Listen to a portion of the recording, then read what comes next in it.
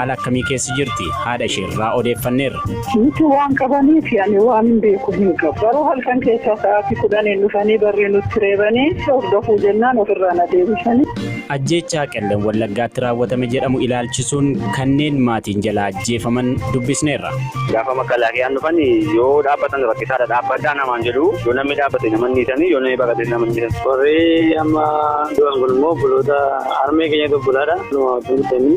Rakkoo nageenyaa fi ajjeechaa lammiilee irra gahaa jiru irratti ejjennoon paartiilee Oromoo maali ka jedhanii fi odeessaalee biyya alaas erga gabaabsinee simbiraan geenyaan faana turaa jennu. Adda bilisummaa Oromootiin hidhata qabaachuu isheetiin kanaan dura deddeebiin hidhamaa akka turte Caaltuu Taakkalee akka lakkoofsa Itoophiyaa gaafa guyyaa 16 halkan keessaa sa'aatii 10tti qabamtee amma waajjira poolisii magaalaa Shaambuu jiraachuu harmeen ishee Aadde Askaalee Abdii nutti himaniiru. Haalatti qabamtee fi akkaataa daa'imni ishee fi Caaltuun amma keessa jiran irratti gaaffiif deebiin Aadde Askaalee waliin taasisne kunooti. Nuti waan qabaniif yaani waan beeku hin qabu. Garuu halkan keessaa sa'aatii 10 dhufanii barree nutti reebanii halkan ishii fudhachuu mana immoo basaasuu achi ani mucaa jalaa fudhachuu halkan ajjeesanis haa jiraachisanis jedhee hordofuu jennaan ofirraa na deebisanii sa'aatii 12 irratti hoggaan dhaquu immoo poolis dhaabaa godinaa jirti. Jarri warri dhufanii qaban kun warri manallee sakatta'uu barbaadan kun eenyu fa'i? Warra hidhataan federaala. Mucaa wajjin illee qabanii waan jedhantu jira. Wanti kun akkam dhugaadhaa? Mucaan amma ji'a keessa jirti erga deessee harma ishii malee waan qammastu hin qabdu achi immoo hin bulchuu bootitti ishiin ciistu suni namaaf miti sareef hin ta'u. Kanaaf mana oolche kanan gizee sadin geessa hoosistee naa kenniti. Akkasittan bakka dugdatti baadheen asii achi deemaa bula halkan. Maal gooteedhanii immoo qabu laata yeroo qabuu dhufanii maal jedhaniin? Waanuma jedhan kana kan jedhan hin qaban. Akkuma mi'aa kaa'udha calluma jedhanii. Amma mana hidhaa kan godinaatti dabarteettanii moo aanaa rettan? Aanaa akka magaalaatti dabar. Akkasumatti jiru. Ishee bichaa miti nama baay'eetu dhameetoo jira. Mana murtiitti dhiyaachuu dhimmi ishee sitti himamuu maaliif akka qabamtee sitti himamne waan isinitti himte qabdii? Waan tokko eenyutu nama gaafatee gaaffiin hin jiru akkuma mi'aa kaa'anii taa'uu malee anas kan baay'ee na yaachisu kanadha. Hamma yoomitti hin deddeebi'ee danda'anii. Mucaan kunis hamma yoomitti ganama sa'aatii 12 dhaqxee hootee dhuftee sa'aatii 7 dhaqxee nama taati moo hin jiraatti moo dhuguma akkamidha akkisaa kan jedhu anayyuu gaaffii cimaa kun sammuu koo na jaanjessaa jiru. Abaa wajjin hojjetti isaanii wajjin walitti hidhata qabdii jedhuun immoo isiniin immoo qaamni mootummaatti siyyattan isin qabdanii namni tokko namni waa jedhan jiru akkasumatti qabanii fuudhanii deemanii. Ani iyyachuusaas iddoon itti iyyadhu iyyuu hin beeku. Qaama qabeef hin beeku. Dhugaadha immoo kunis adda bilisummaa Oromoo ifaa bilisaanaan biiroo banatanii hojjetaa turani. Jidduutti immoo jeeqamni kaanaan dhaabani. Amma immoo mootummaan eeyyamee dorgomuus hin dandeessu biiroo keessanis banachuu hin dandeessu jechuu dhageessee qabdaatu gurra. Achi kun deebi'anii karaa fudhatanii dhuunfaa isaaniitti banataniiru. Amma haalli mucattii yoo sababii haadhaan adda baateen amma rakkoon irra gahaa jiru jira moo hin yaaddeessa moo akkamitti ilaaltan isin? Baay'ee yaaddeessa malee ijoolleen daa'imti haadharraa layya'amti. Ani waan hin dubbadhus hin qabu mala Waaqayyo itti amaluun jedhani kana bakka maalan jechuu danda'u. Akka barbaade gochuu danda'a Waaqayyo malee ani yoomittuu achi haaraftu jedhee haadha jalaa bultu jedhee achitti hin kennu.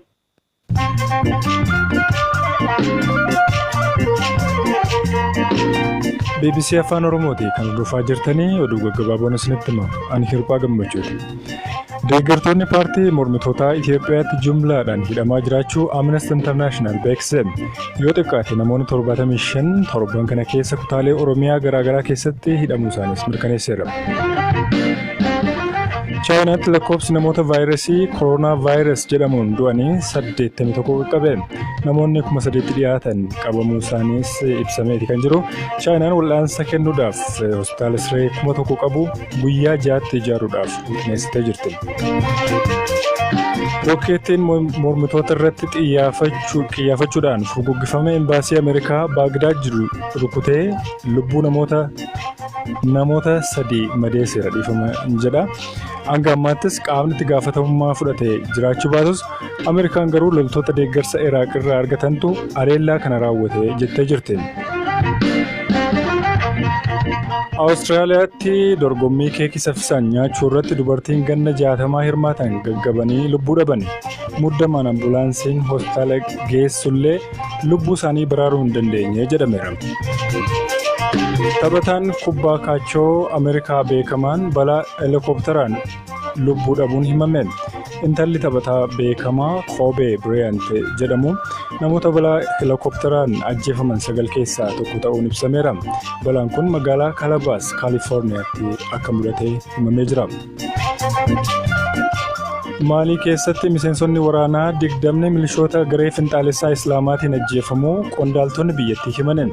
Haleellaan kunis dilbata wurtuu waraanaa Sokoloo giddugala naannoo Seegoo jedhamutti raawwatame jedhameera. Oduun sa'aatii kanaaf qabadhe isaan kana turan.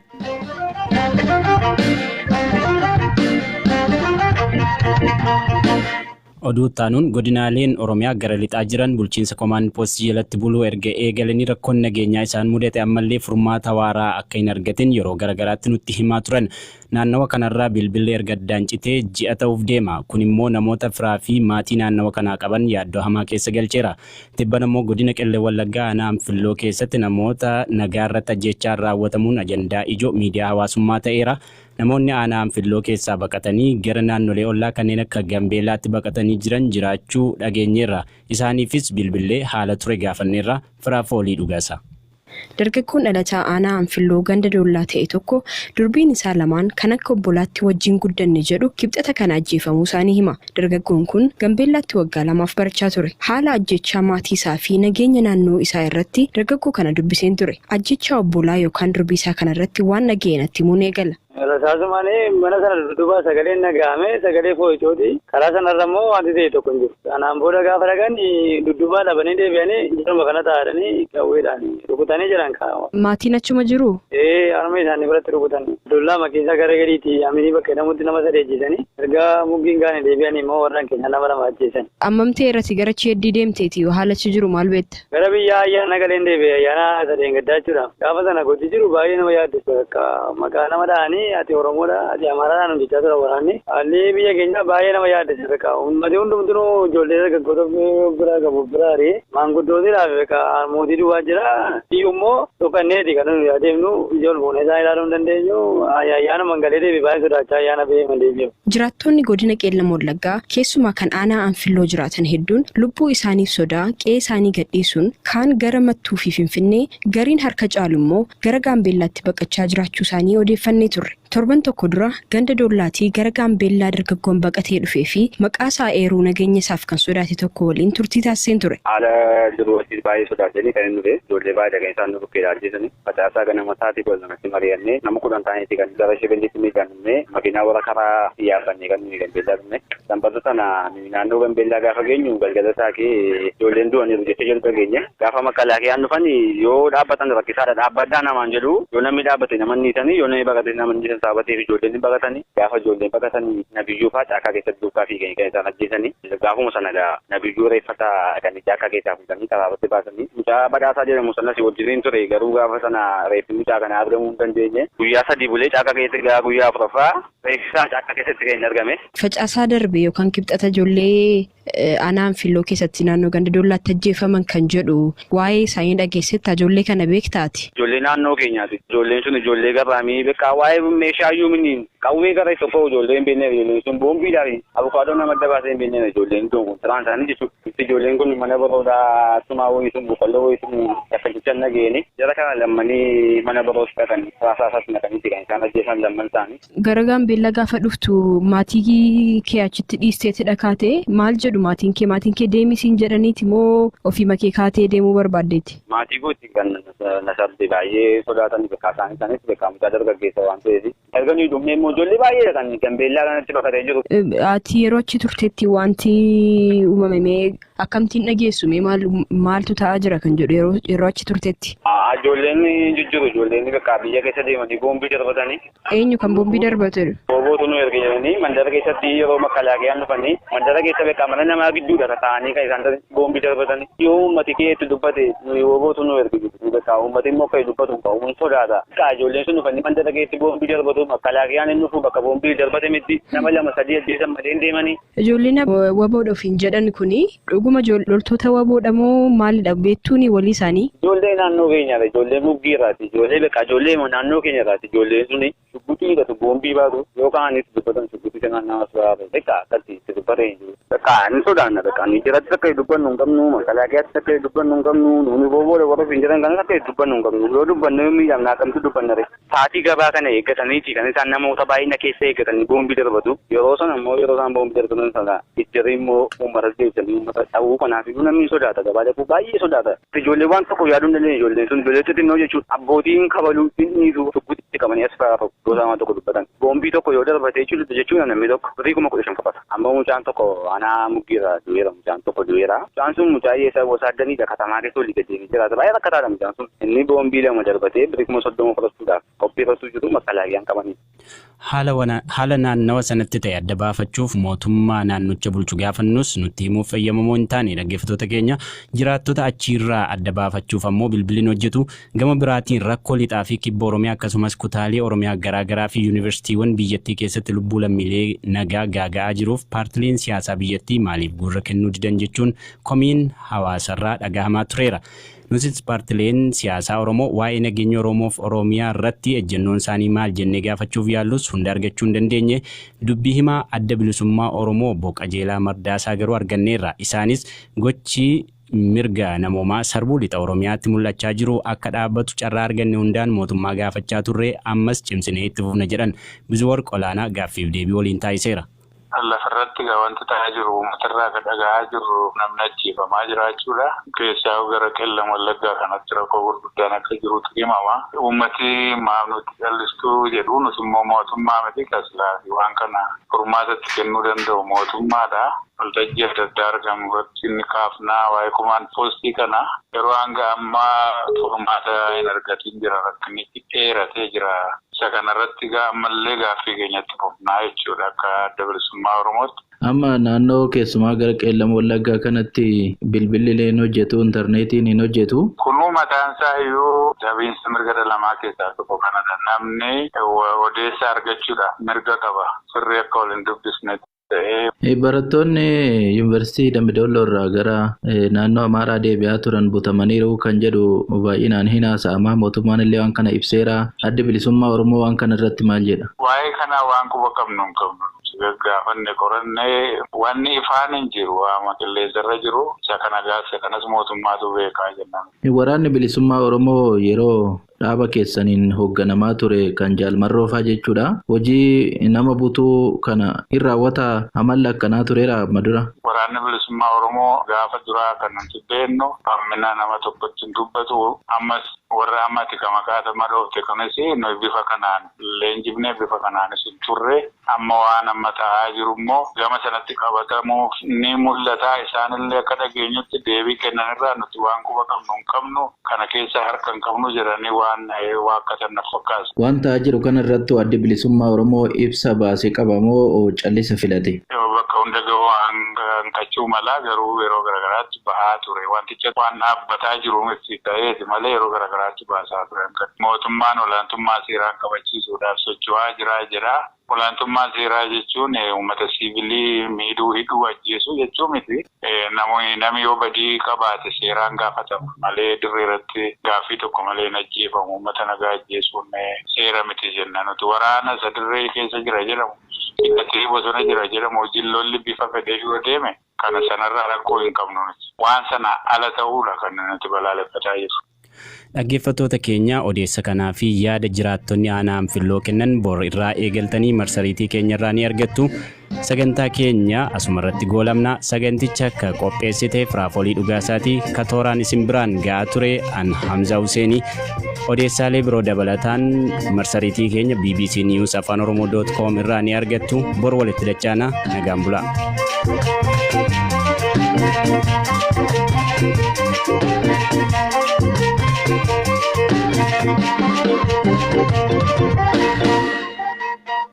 Haala akkamii keessa jirti? Haadha isheerraa odeeffanneerra.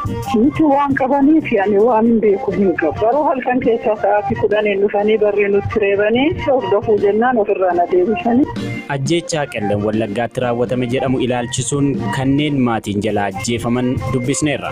Gaafa makalaaqiyaan dhufan yoo dhaabbatan rakkisaadha dhaabbadhaa namaan jedhu yoo namni dhaabbate nama niisanii yoo namni baqate nama niisan. Warri amma du'an kun immoo buloota harmee keenya dubbulaadha.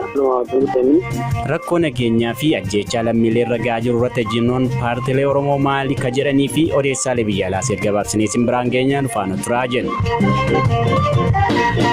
Adda bilisummaa Oromootiin hidhata qabaachuu isheetiin kanaan dura deddeebiin hidhamaa akka turte Caaltuu Taakkalee akka lakkoofsa Itoophiyaa gaafa guyyaa 16 halkan keessaa sa'aatii 10tti qabamtee amma waajjira poolisii magaalaa Shaambuu jiraachuu harmeen ishee Aadde Askaalee Abdii nutti himaniiru. Haala itti qabamtee fi akkaataa daa'imni ishee fi Caaltuun amma keessa jiran irratti gaaffiif deebiin Aadde Askaalee waliin taasisne kunooti. Nuti waan qabaniif yaani waan hin beeku hin qabu. Garuu halkan keessaa sa'aatii 10 dhufanii barree nutti reebanii halkan ishii fudhachuu mana immoo basaasuu achi ani mucaa jalaa fudhachuu halkan ajjeesanis haa jiraachisanis jedhee hordofuu jennaan ofirraa na deebisanii sa'aatii 12 irratti hoggaan dhaquu immoo poolis dhaabaa godinaa jirti. Jarri warri dhufanii qaban kun warri manallee sakatta'uu barbaadan kun eenyu fa'i? Warra hidhataan federaala. Mucaa wajjin illee qabanii waan jedhantu jira. Wanti kun akkam dhugaadhaa? Mucaan amma ji'a keessa jirti erga deessee harmashii malee waan qammastu hin qabdu achi immoo hin bulchuu bootichi ishiin ciistu suni namaaf miti sareef hin ta'u. Kanaaf manan oolcha. Mana oolche kanan gizee sadin geessa. Isa hoosistee naa kenniti. Akkasittan dugdatti baadheen asii achi deemaa bula halkan. Maal gooteedhanii immoo qabu laata yeroo qabuu dhufanii maal jedhaniin? Waanuma jedhan kana kan jedhan hin qaban. Akkuma mi'aa kaa'udha calluma jedhani. Amma mana hidhaa kan godinaatti dabarteettanii moo aanaa rettan? Aanaa akka magaalaatti dabar. Akkasumatti jiru. Ishee bichaa miti nama baay'eetu dhameetu jira. Mana murtiitti dhiyaachuu dhimmisee sitti himamuu maaliif akka qabamtee sitti himamne waan isin itti himte qabdi? Waan tokko eenyutu nama gaafatee gaaffiin hin jiru akkuma mi'aa kaanii taa'uu malee anas kan baay'ee na yaachisu kanadha. Hamma yoomitti hin deddeebi'ee danda'anii. Mucaan kunis hamma yoomitti ganama sa'aatii 12 naqxee hootee dhufte sa'aatii 7 naqxee nama taati moo hin jiraatti moo dhuguma akkamidha akkisaa kan jedhu anayyuu gaaffii cimaa kun sammuu koo na jaanjessaa jiru. Abaa wajjin hojjetti isaanii wajjin walitti hidhata qabdii jedhuun immoo isiniin immoo qaamni mootummaatti siyyattan isin qabdanii namni tokko namni waa jedhan jiru akkasumatti qabanii fuudhanii deemanii. Ani iyyachuusaa iddoon itti yadhuyyuu hin beeku. Qaama qabeef hin beeku. Dhugaadha immoo kun adda bilisummaa Oromoo ifaa bilisaanaan biiroo banatanii hojjetaa turani. Jidduutti immoo jeeqamni kaanaan dhaabani. Amma immoo mootummaan eeyyamee dorgomuus hin dandeessu biiroo keessanis banachuu hin dandeessu jechuu dhageessee qabdaatu gurra. Achi kun deebi'anii karaa fudhatanii dhuunfaa isaaniitti banataniiru. Amma haalli mucattii yoo sababii haadhaan adda baate nama rakkoon irra gahaa jiru jira moo hin yaaddeessa moo akkamitti ilaaltan isin? Baay'ee yaaddeessa malee ijoolleen daa'imti haadharraa layya'amti. Ani waan hin dubbadhu hin qabu mala Waaqayyo itti amaluun jedhani kana bakka maalan jechuu danda'u. Akka barbaade gochuu danda'a Waaqayyo malee ani yoomittuu achi haaraftu jedhee haadha jalaa bultu jedhee achitti hin kennu.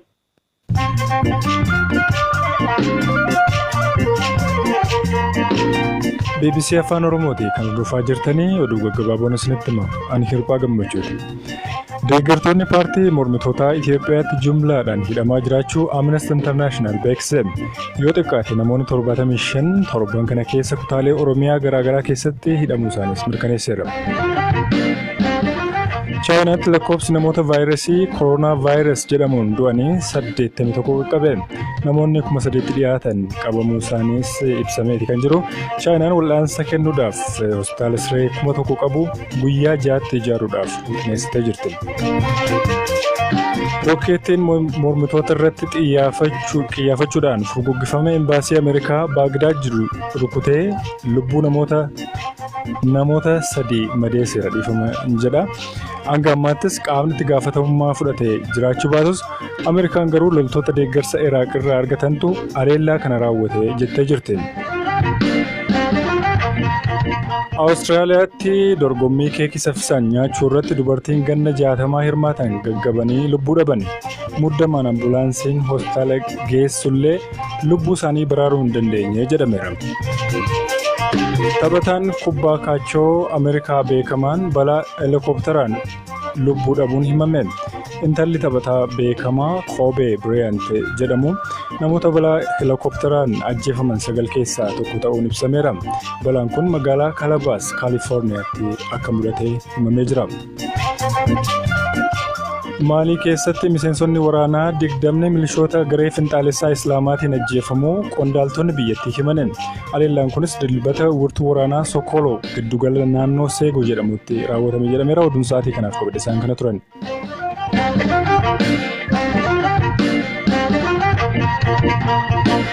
Oduu taanuun godinaaleen Oromiyaa gara lixaa jiran bulchiinsa Komaand Poostii jalatti buluu erga eegalanii rakkoon nageenyaa isaan mudate ammallee furmaata waaraa akka hin argatin yeroo garagaraatti nutti himaa turan. Naannawa kanarraa bilbilli erga addaan citee ji'a ta'uuf deema. Kun immoo namoota firaa fi maatii naannawa kanaa qaban yaaddoo hamaa keessa galcheera.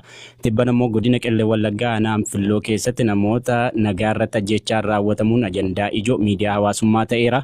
Namoonni aanaa Anfilloo keessaa baqatanii gara naannolee ollaa kanneen akka Gambeelaatti baqatanii jiran jiraachuu dhageenyeerra. Isaaniifis bilbilee haala ture gaafanneerra. Firaaf Oolii Dhugaasa. Dargaggoon dhalataa aanaa Anfilloo ganda doollaa ta'e tokko durbiin isaa lamaan kan akka obbolaatti wajjin guddanne jedhu kibxata kana ajjeefamuu isaanii hima. Dargaggoon kun Gambeellaatti waggaa 2 barachaa ture. Haala ajjechaa maatii isaa fi nageenya naannoo isaa irratti dargaggoo kana dubbiseen ture. Ajjechaa obbolaa yookaan durbii isaa kana irratti waan dhageenyatti himuun eegala. Rasaasumanii mana sana dudduuba sagaleen nagahame sagalee foo'ichooti. Karaa sanarra immoo wanti ta'e tokko hin jiru. Kanaan booda gaafa dhagan dudduuba dhabanii deebi'anii jiruma kana taa'anii qawweedhaan rukutanii jiran kaa'ama. Maatiin achuma jiru? Harma isaanii biratti rukutan. Dullaa makiinsa gara gadiitti aminii bakka namooti nama sadii ajjeesanii erga muggiin gaane deebi'anii immoo warraan keenya nama lama ajjeesan. Ammamtee irratti gara cheeddii deemteeti haalachi jiru maal beekta? Gara biyya ayyaana galeen deebi'e ayyaana sadeen gaddaa jechuudha. Gaafa sana gochi jiru baay'ee nama yaaddessa akka maqaa nama dha'anii ati Oromoodha ati Amaaraadhaan hojjechaa tura waraanni. Haalli biyya keenya baay'ee nama yaaddessa beekaa. Uummatni hundumtuu ijoollee dargaggoota bira qabu biraari. Maanguddootiidhaaf beekaa mootii duwwaa jira. Iyyummoo dhokkanneeti kan nuyi adeemnu ijoollee boona isaa ilaaluu hin dandeenyu. Ayyaana mangalee deebi baay'ee sodaachaa ayyaana beeman deebi'u. Jiraattonni godina Qellem Wallaggaa keessumaa kan aanaa Anfilloo jiraatan hedduun lubbuu isaaniif sodaa qe'ee isaanii gadhiisuun kaan gara Mattuu fi Finfinnee gariin harka caalu immoo gara Gaambeellaatti baqachaa jiraachuu isaanii odeeffannee turre. Torban tokko dura ganda doollaatii gara Gaambeellaa dargaggoon baqatee dhufee fi maqaa isaa eeruu nageenya isaaf kan sodaate tokko waliin turtii taasiseen ture. Haala jiruutti baay'ee sodaatanii kan inni dhufe ijoollee baay'ee dhaga'een isaan nu bukkee ajjeesanii facaasaa ganama taatii bol'amatti mari'annee nama 10 ta'aniiti kan gara Shabeellitti miidhamne makiinaa warra karaa xiyyaafannee kan nuyi Gambeellaa dhufne. Sanbata sana naannoo Gambeellaa gaafa geenyu galgala taakee ijoolleen du'aniiru jettee jalqaba geenya. Gaafa makalaakiyaan dhufan yoo dhaabbatan rakkisaadha dhaabbaddaa namaan jedhu yoo namni dhaabbate namanni dhiisanii yoo namni baqate namanni dhiisan saabatee ijoolleen baqatanii gaafa ijoolleen baqatanii nabiyyuu fa'aa caakkaa keessatti duukaa fi kan isaan ajjeesanii gaafuma sana nabiyyuu reeffata kan caakkaa keessaa fuudhanii karaabatti baasanii mucaa badhaasaa jedhamu sanas wajjiniin ture garuu gaafa sana reeffi mucaa kana argamuu hin dandeenye guyyaa 3 bulee caakkaa keessatti guyyaa 4ffaa reeffisaa caakkaa keessatti kan argame. Facaasaa darbe yookaan kibxata ijoollee aanaa Anfilloo keessatti naannoo ganda doollaatti ajjeefaman kan jedhu waa'ee isaanii dhageessetta ijoollee kana beektaati. Ijoollee naannoo keenyaati. Ijoolleen sun ijoollee garaamii beekaa waa'ee meeshaayyuu miniin qawwee gara tokko ijoollee hin beekne ijoolleen sun boombiidhaan abukaadoo nama adda baasee hin beekne ijoolleen kun tiraan isaanii jechuudha. Ijoolleen kun mana baroodaa sumaa wayii sun buqqalloo wayii sun yakkachicha nageeni jara kana lammanii mana baroodaa kan raasaasas naqaniiti kan isaan ajjeesan lamman isaanii. Gara Gaambeellaa gaafa dhuftu maatii kee achitti dhiisteeti dhakaate maal jedhu maatiin kee deemisiin jedhaniiti moo ofii makee kaatee deemuu barbaaddeeti? Maatii gootti kan nasabde baay'ee sodaatan beekaa isaaniis beekaa mucaa dargaggeessa waan ta'eef. Erga nuyi dhumne immoo ijoollee baay'ee kan Gambeellaa kanatti baqatee jiru. Ati yeroo achi turteetti wanti uumamame akkamtiin dhageessume maaltu ta'aa jira kan jedhu yeroo achi turteetti? Ijoolleen jijjiiru ijoolleen beekaa biyya keessa deemanii boombii darbatanii. Eenyu kan boombii darbatu? Boobootu nu erga jedhanii mandara keessatti yeroo makalaakiyaan dhufanii mandara keessa beekaa mana namaa gidduudha ta'anii kan isaan boombii darbatanii. Yoo uummati keetti dubbate boobootu nu erga jedhu beekaa uummati immoo kan dubbatu uummanni sodaata. Ijoolleen sun dhufanii mandara keessatti boombii darbatu makalaakiyaan inni dhufu bakka boombii darbate miti nama 2-3 ajjeesan malee deemanii. Ijoolleen waboodha ofiin jedhan kuni dhuguma loltoota waboodha moo maalidha beektuuni walii isaanii? Ijoollee naannoo keenyaadha ijoollee muggiirraati ijoollee beekaa ijoollee naannoo keenyaadhaati ijoolleen suni shubbitii gatu boombii baatu yookaan anis dubbatan shubbitii sanaan nama suuraa beekaa akkatti itti dubbatee jiru. Bakka inni sodaanna bakka inni jiratti akka dubbannu hin qabnu makalaaqiyaatti akka dubbannu hin qabnu nuuni booboolee warra hin jiran kan akka dubbannu hin qabnu yoo dubbannu miidhamna akkamtu dubbanna re. Saatii gabaa kana eeggataniiti kan isaan namoota baay'ina keessa eeggatanii boombii darbatu yeroo sana immoo yeroo isaan boombii darbatan sana itti immoo uummata deebisanii uummata ta'uu kanaaf iyyuu namni sodaata gabaa darbuu baay'ee sodaata. Ijoollee waan tokko yaaduu hin dandeenye ijoolleen sun ijoollee xixinnoo jechuudha abbootiin kabaluu dhiisu tokkotti qabanii as fa'aa gosa waan tokko dubbatan boombii tokko yoo darbate jechuudha namni tokko birrii 15,000 qabata amma mucaan tokko anaa muggiirra du'eera mucaan tokko du'eera mucaan sun mucaa yeessa gosa addaniidha katamaa keessa olii gaddeemee jiraata baay'ee rakkataadha mucaan sun inni boombii lama darbatee birrii 30,000 fudhachuudhaaf qopheeffachuu jiru makalaayyaan qabanii. Haala naannawa sanatti ta'e adda baafachuuf mootummaa naannicha bulchu gaafannus nutti himuuf fayyamamoo hin taane dhaggeeffattoota keenya jiraattota achiirraa adda baafachuuf ammoo bilbiliin hojjetu gama biraatiin rakkoo lixaa fi kibba Oromiyaa akkasumas kutaalee Oromiyaa garaagaraa fi yuunivarsiitiiwwan biyyattii keessatti lubbuu lammiilee nagaa gaaga'aa jiruuf paartileen siyaasaa biyyattii maaliif gurra kennuu didan jechuun komiin hawaasarraa dhagahamaa tureera. Nutis paartileen siyaasaa Oromoo waa'ee nageenya Oromoof Oromiyaa irratti ejjennoon isaanii maal jennee gaafachuuf yaallus hunda argachuu hin dandeenye dubbii himaa adda bilisummaa Oromoo obbo Qajeelaa Mardaasaa garuu arganneerra. Isaanis gochi mirga namoomaa sarbuu lixa Oromiyaatti mul'achaa jiru akka dhaabbatu carraa arganne hundaan mootummaa gaafachaa turre ammas cimsinee itti fufna jedhan Bizuwarq Olaanaa gaaffiif deebii waliin taasiseera. Lafarratti wanti ta'aa jiru uummatarraa kan dhaga'aa jiru namni ajjeefamaa jiraachuudha. Keessaa gara qellam wallaggaa kanatti rakkoo gurguddaan akka jirutu himama. Uummati maaf nuti callistuu jedhu nuti immoo mootummaa miti kaslaafi waan kana furmaatatti kennuu danda'u mootummaadha. Waltajjii adda addaa argamu irratti inni kaafnaa waa'ee kumaan poostii kana yeroo hanga ammaa furmaata hin argatiin jira rakkinni dheeratee jira. Isa kanarratti ammallee gaaffii keenyatti fufnaa jechuudha akka adda bilisummaa Oromootti. Amma naannoo keessumaa gara qeellam wallaggaa kanatti bilbilli hin hojjetu intarneetiin hin hojjetu. Kunuu mataan isaa iyyuu dhabiinsa mirga dhala keessaa tokko kanadha. Namni odeessa argachuudha mirga qaba. Sirrii akka waliin dubbisnetti. Barattoonni yuunivarsiitii Dambidolloo irraa gara naannoo Amaaraa deebi'aa turan butamaniiru kan jedhu baay'inaan hin haasa'ama. Mootummaan illee waan kana ibseera. Adda bilisummaa Oromoo waan kana irratti maal jedha? Waa'ee kanaa waan quba qabnu hin qabnu. Gaggaafanne qorannee wanni ifaan hin jiru waama qilleensarra jiru isa kana gaasa kanas mootummaatu beekaa jennaan.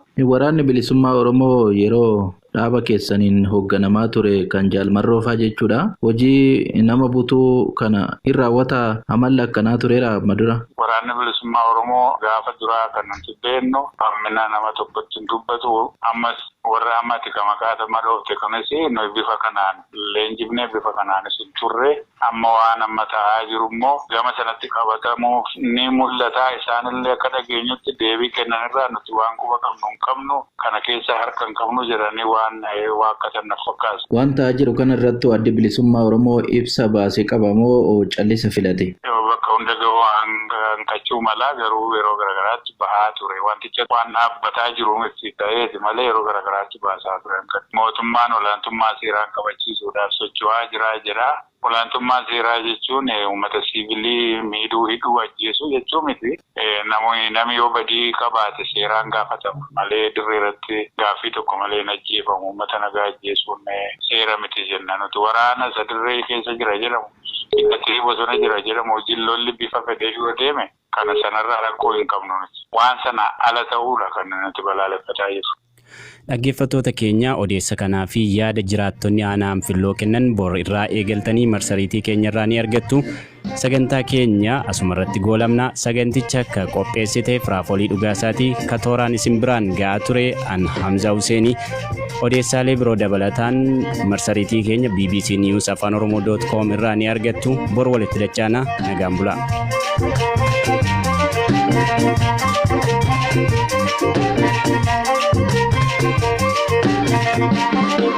Thank you.